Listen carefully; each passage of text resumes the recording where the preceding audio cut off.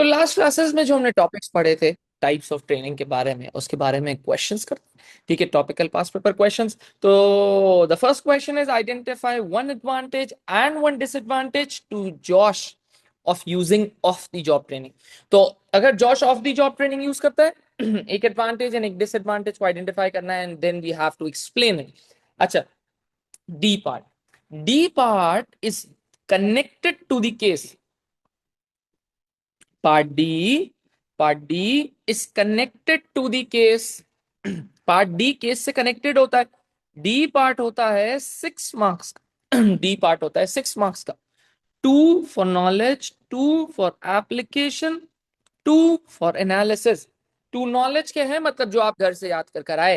Application जो आपने case study से रेफर करा। Analysis consequences. सही है भाई। तो knowledge, application, analysis each would be carrying 2 marks. तो 6 मार्क की डिस्ट्रीब्यूशन डी पार्ट की इस तरह होगी। अच्छा भाई, फिर हम क्या करते हैं, यहां पे हम पढ़ते हैं आपके। तो Josh owns an office cleaning business. Josh owns an office cleaning business. He has a number of large and small business customers. Josh employs 6 full-time cleaners who are all given off-the-job training. Off-the-job training मतलब business से हम बाहर भेज रहे हैं, business से बाहर भेज रहे हैं। उसको बोल रहे हैं भाई आप जाओ। जी मुस्तफा, अभी हम इंशाल्लाह नेक्स्ट क्लास में ई पार्ट को भी डिस्कस करेंगे। अच्छा, Josh believes that using the latest cleaning equipment increases added value. He said customers are happy with the service. I am always sending text messages to workers about additional work. Josh has been looking at his balance sheet and he cannot decide if a bank loan is the best source of finance to use for equipment, for the new equipment. New equipment will cost $60,000. Right? तो ये हमें समझना। अब एक advantage और disadvantage लिखना है to Josh of using off the job training. तो आप लोग में से कोई ऑफ द जॉब ट्रेनिंग के एडवांटेज और डिसएडवांटेज के बारे में बताएगा मुझे?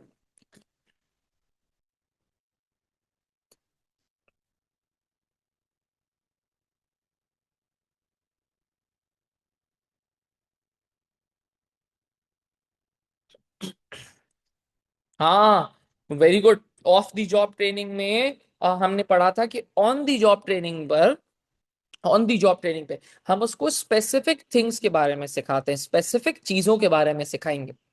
But when we are talking about off the job training, तो हम वहां पे वाइड रेंज ऑफ स्किल सीख सकता है हमारा employee. More benefit for learning, हाँ बहुत बहुत वाइड लर्निंग होती है। सही है। और क्या होगा भाई, ऑफ दी जॉब ट्रेनिंग का एडवांटेज क्या हो सकता है? प्रोडक्टिविटी ऑफ सीनियर एम्प्लॉय खराब होती है। प्रोडक्टिविटी ऑफ सीनियर एम्प्लॉय खराब होती है? नो। सीनियर एम्प्लॉय की क्या बैड हैबिट्स जूनियर एम्प्लॉय पर ट्रांसफर हो सकती है? नो।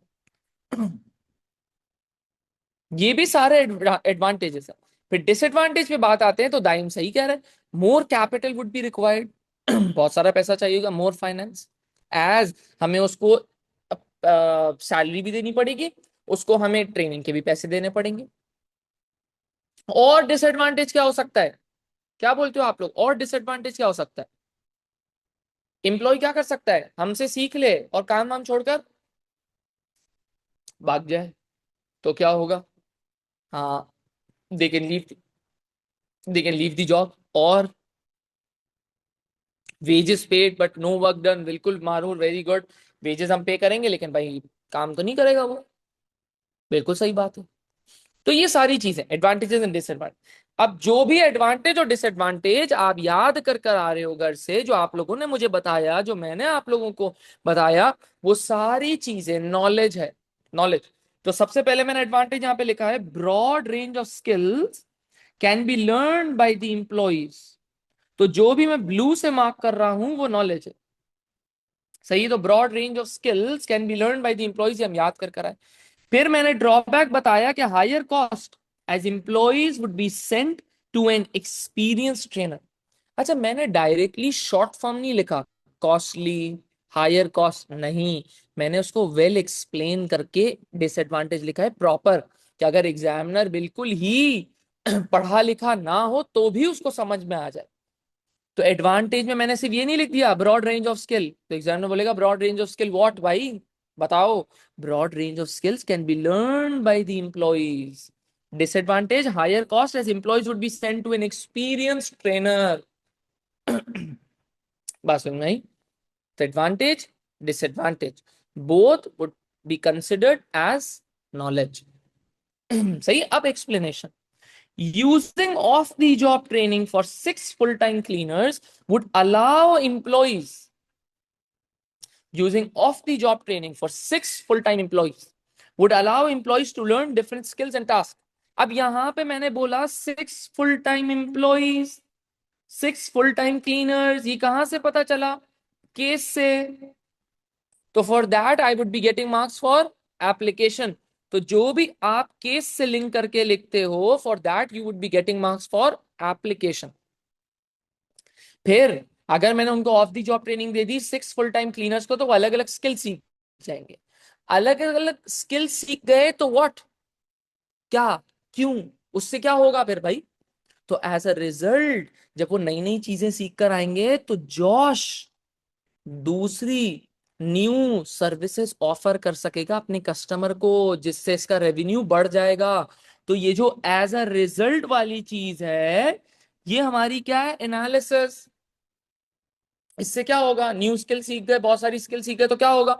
बहुत सारी स्किल सीख गए तो they would be able to introduce new services. Clear है? बात समझ में आई? तो नॉलेज, ब्लू से मार्क्ड है नॉलेज, ग्रीन से मार्क्ड है एप्लीकेशन, येलो से मार्क्ड है एनालिसिस। बताओ भाई सबको क्लियर है? एडवांटेज एंड उसकी explanation, one for knowledge, one for application, one for analysis हमें मिल चुका है। बताओ। अब आ जाते हैं हम ड्रॉबैक की तरफ। ठीक है, तो ड्रॉबैक हमने क्या लिखा कि हायर कॉस्ट, मतलब जो कॉस्ट भी, जो दाइम ने हमें बताया कि हायर कॉस्ट होगी, क्योंकि भाई हम तो उसको किसी एक्सपीरियंस ट्रेनर के पास भेजेंगे ना, तो वेरी कॉस्ट डिसएडवांटेज। अब इसको एक्सप्लेन करना है। As the employees would be given off the job training for the office cleaning services, it would incur a lot of cost. तो मैंने अपने डिसएडवांटेज को दूसरी वर्डिंग्स में लिखा, बट मैंने वो वर्डिंग्स लिखते हुए मैंने एप्लीकेशन भी इंक्लूड कर दी। मतलब भाई as the employees would be given off the job training for what भाई, किसकी ट्रेनिंग? तो ऑफिस क्लीनिंग सर्विस। इसका ऑफिस क्लीनिंग सर्विस का काम था, ये हमें कहां से पता चला? केस स्टडी से। For that we would be getting marks for application. ठीक है, तो हमें कॉस्ट लगेगी। अब कॉस्ट लगेगी तो इसका रिजल्ट क्या आएगा? जब कॉस्ट ज्यादा होगी तो एज अ रिजल्ट प्रॉफिट गिर जाएंगे, जिसकी वजह से जॉश की मोटिवेशन भी गिर सकती है। अच्छा, यहां पर ना अगर आप नोटिस करो थोड़ा थोड़ा ज्यादा गौर करो, तो मैंने यहाँ पे दो एनालिसिस यूज करी। एज अ रिजल्ट जॉश में be able to introduce new services, जिससे रेवेन्यू बढ़ेगा। तो अगर आप यहां तक भी लिख दोगे कि एज अ रिजल्ट जॉश में be able to introduce new services, you are good to go. ठीक है, मार्क्स मिल जाएंगे। यहां पे भी मैंने दो करी है, as a result profits would fall, जिसकी वजह से मोटिवेशन जॉश की गिर जाएगी। यहां पे भी अगर सिर्फ यहां तक लिखते हो as a result profits would fall, you are good to go, आपको मार्क्स मिल जाएंगे, टेंशन नहीं। मैंने ऐसे ही एक एक्स्ट्रा एनालिसिस करी। ठीक है, तो यहाँ पे ब्लू से हायर कॉस्ट वाली बात इज अ डिसएडवांटेज, जो हम घर से याद कर आए, knowledge. Office cleaning services, application. As a result वाली सारी बात, एनालिसिस। तो ब्लू से मार्क्ड है नॉलेज, ग्रीन से मार्क्ड है एप्लीकेशन, ऑफिस क्लीनिंग सर्विस, फिर येलो से मार्क्ड है एनालिसिस। बताओ भाई किसी को मसला है?